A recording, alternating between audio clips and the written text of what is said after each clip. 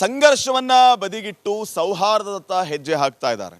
ಬಿಜೆಪಿಯ ಮಾಜಿ ಮುಖ್ಯಮಂತ್ರಿಗಳನ್ನ ಭೇಟಿಯಾಗುವಂತಹ ವಿಚಾರ ಆಗಿರಬಹುದು, ನೀತಿ ಆಯೋಗದ ಸಭೆಯಲ್ಲಿ ಭಾಗಿಯಾಗಿ ರಾಜ್ಯಕ್ಕೆ ಏನೇನು ಬೇಕು ಅನ್ನೋದರ ಬಗ್ಗೆ ಬೇಡಿಕೆಗಳ ಲಿಸ್ಟ್ ಅನ್ನ ಇಡೋದು, ಪ್ರಧಾನಿ ಮೋದಿ ಅವರ ಜೊತೆಗೆ ಪ್ರತ್ಯೇಕ ಮಾತುಕತೆಯನ್ನ ನಡೆಸೋದು, ಅಮಿತ್ ಶಾ ಅವರನ್ನ ಭೇಟಿಯಾಗಿದ್ದಾರೆ, ವಿತ್ತ ಸಚಿವೆ ನಿರ್ಮಲಾ ಸೀತಾರಾಮನ್ ಅವರನ್ನ ಭೇಟಿಯಾಗಿದ್ದಾರೆ, ಜಲಶಕ್ತಿ ಸಚಿವರನ್ನ ಭೇಟಿಯಾಗಿದ್ದಾರೆ, ನೀರಾವರಿ ಯೋಜನೆಗಳ ಬಗ್ಗೆ ಪ್ರಸ್ತಾಪ ಮಾಡಿದ್ದಾರೆ.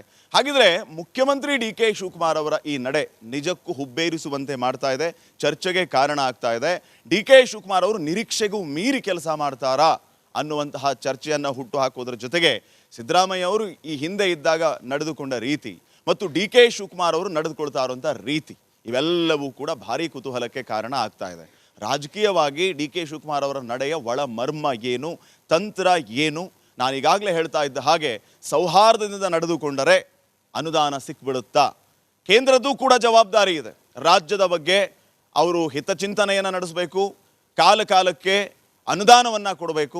ಈ ಎಲ್ಲ ವಿಚಾರಗಳ ಬಗ್ಗೆ ಚರ್ಚೆಯನ್ನು ಮಾಡ್ತಾ ಹೋಗೋಣ. ನಮ್ಮ ವಿಶೇಷ ಅತಿಥಿಗಳು ಕೂಡ ಈ ಕಾರ್ಯಕ್ರಮಕ್ಕೆ ಆಗಮಿಸಿದ್ದಾರೆ. ಅವ್ರನ್ನ ಕಾರ್ಯಕ್ರಮಕ್ಕೆ ಸ್ವಾಗತಿಸ್ತಾ ಇದ್ದೀನಿ. ಕಾಂಗ್ರೆಸ್ನ ವಕ್ತಾರರಾಗಿರುವಂತಹ ನಟರಾಜ್ ಗೌಡರಿದ್ದಾರೆ, ಅವ್ರನ್ನ ಕಾರ್ಯಕ್ರಮಕ್ಕೆ ಸ್ವಾಗತಿಸ್ತಾ ಇದ್ದೀನಿ. ಗೌಡರ ಕಾರ್ಯಕ್ರಮಕ್ಕೆ ಸ್ವಾಗತ. ನಮಸ್ತೆ. ಬಿಜೆಪಿಯ ವಕ್ತಾರರಾಗಿರುವಂತಹ ಚಂದ್ರಶೇಖರ್ ಅವರು ಇದ್ದಾರೆ, ಕಾರ್ಯಕ್ರಮಕ್ಕೆ ಸ್ವಾಗತ ಚಂದ್ರಶೇಖರ್ ಅವರೇ. ಹಾಗೇನೆ ಹಿರಿಯ ಪತ್ರಕರ್ತರು ಬಸವರಾಜ್ ಇಟ್ನಾಳ್ ಸರ್ ಇದ್ದಾರೆ, ಅವ್ರನ್ನು ಕಾರ್ಯಕ್ರಮಕ್ಕೆ ಸ್ವಾಗತಿಸ್ತಾ ಇದ್ದೀನಿ. ಸರ್, ಕಾರ್ಯಕ್ರಮಕ್ಕೆ ಸ್ವಾಗತ. ಎಂದಿನಂತೆ ನಮ್ಮ ವೀಕ್ಷಕ ಪ್ರಭುಗಳು, ಆಡಿಯನ್ಸ್, ಕೆಲವು ಪಕ್ಷದ ರಿಪ್ರೆಸೆಂಟೇಟಿವ್ಸ್ ಕೂಡ ಬಂದಿದ್ದಾರೆ, ಅವರನ್ನೂ ಕೂಡ ನಾನು ಕಾರ್ಯಕ್ರಮಕ್ಕೆ ಸ್ವಾಗತಿಸ್ತಾ ಇದ್ದೀನಿ. ಕಾರ್ಯಕ್ರಮಕ್ಕೆ ಸ್ವಾಗತ, ವೆಲ್ಕಮ್.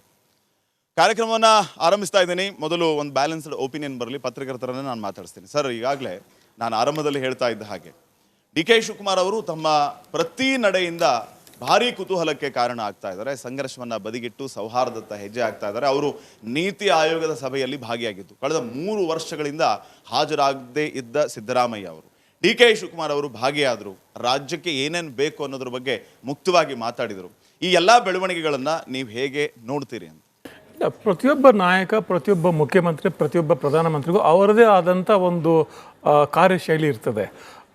ಅದು ಕೆಲವೊಂದು ಸರ್ತಿ ತದ್ವಿರುದ್ಧ ಆಗಿನೂ ಕಾಣ್ತದೆ ನಮಗೆ. ಎಸ್ಪೆಷಲಿ ಈ ಕೇಸಲ್ಲಿ ಸಿದ್ದರಾಮಯ್ಯನವರು ಒಂದು ರೀತಿಯಲ್ಲಿ ಸಂಘರ್ಷದ ಹಾದಿಯಲ್ಲಿ ಪ್ರತಿರೋಧ, ಪ್ರತಿಭಟನೆ ಇವುಗಳನ್ನು ತಮ್ಮ ರಾಜಕೀಯ ಆಯುಧಗಳನ್ನಾಗಿಸ್ಕೊಂಡಿದ್ರು.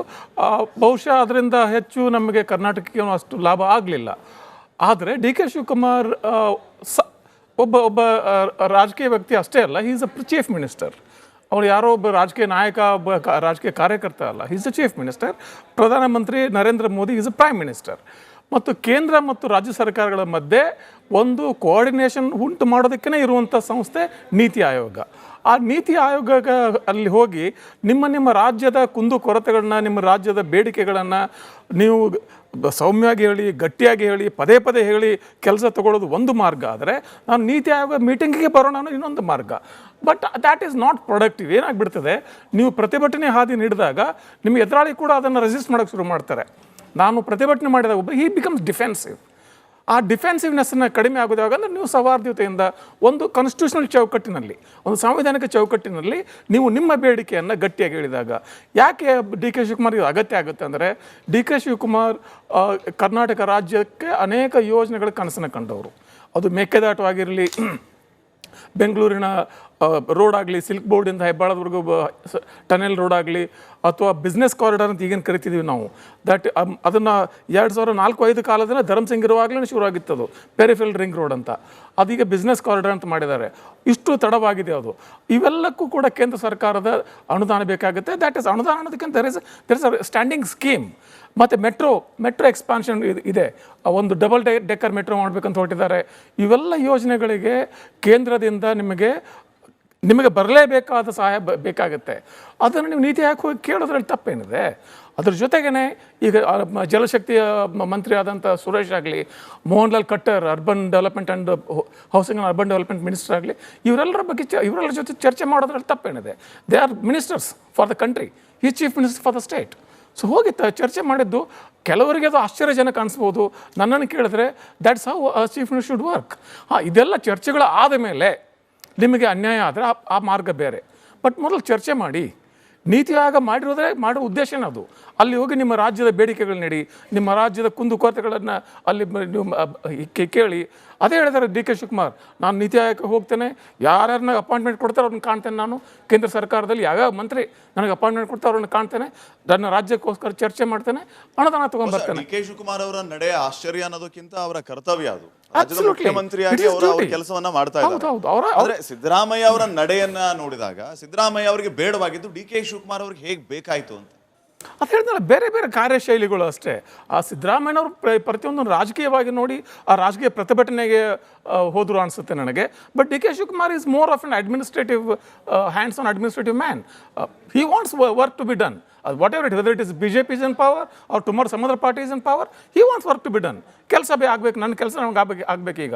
ಯಾಕಂದ್ರೆ ಅವರು he doesn't have small dreams.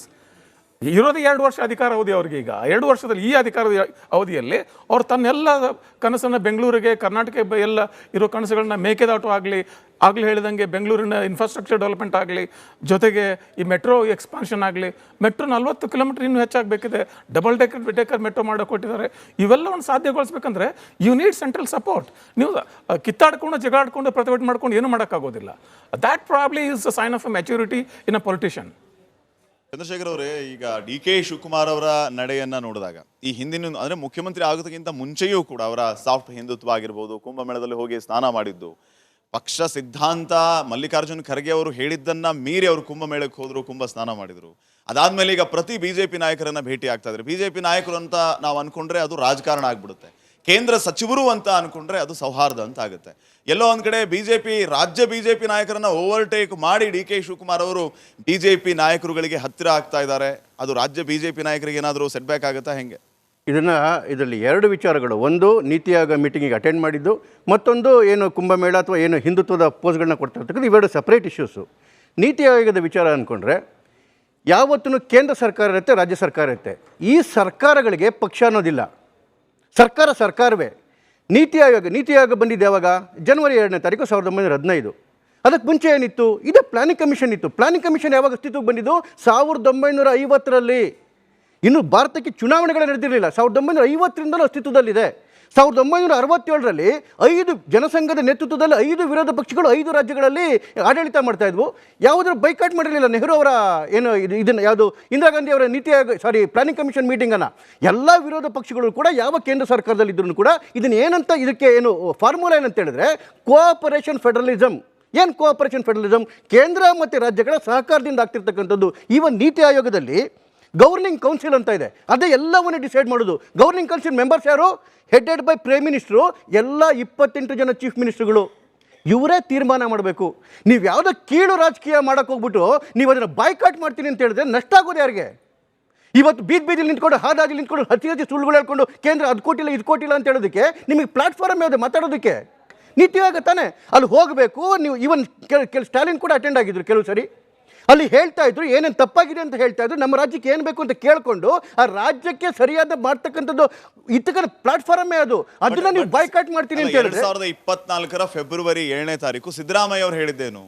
ಕೇಂದ್ರದವರು ರಾಜ್ಯದ ಜೊತೆಗೆ ಕೀಳು ರಾಜಕೀಯ ಮಾಡ್ತಾ ಇದ್ದೀರಾ ಅಂತ ಹೇಳಿನೇ ನಾವು ಜಂತ್ರ ಮಂತ್ರಿಗೆ ಬರಬೇಕಾಯ್ತು, ನಮ್ಮ ತೆರಿಗೆ